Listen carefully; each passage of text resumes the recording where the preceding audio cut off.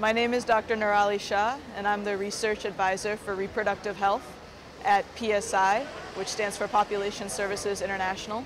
It's an NGO based in Washington, D.C., with offices in about 60 countries around the world. PSI has a number of different resources that it makes available on its website, and these include quantitative surveys that we do with women and men of reproductive age in various countries, and we also do with providers. It also includes qualitative research that we do, such as focus groups with potential clients, youth or women or sex workers, depending on what it is that we're trying to learn. And then we also do research on the coverage and access of our products, the availability of our products in a community.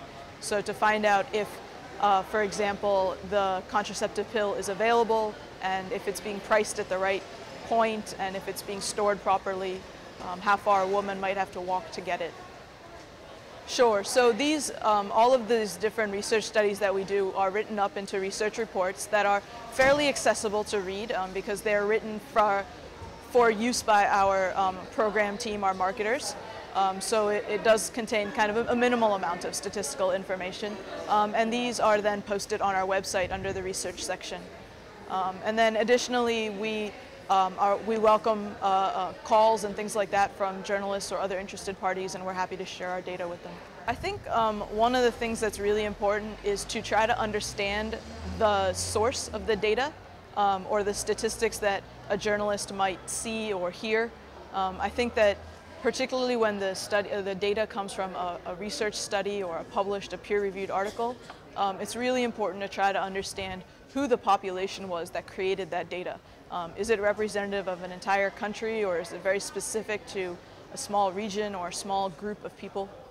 Because that really makes a difference. And so for people who really just want country-level statistics, it's best to go to the more widely available sources, such as the demographic and health surveys or the WHO.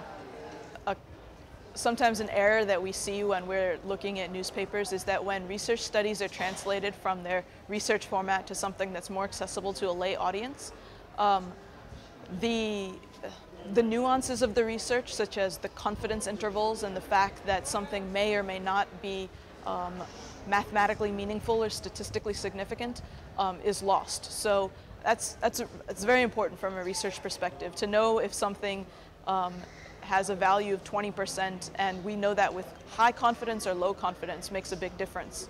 And if we're not able to capture that, sometimes the nuance is really lost and misinterpretation can occur.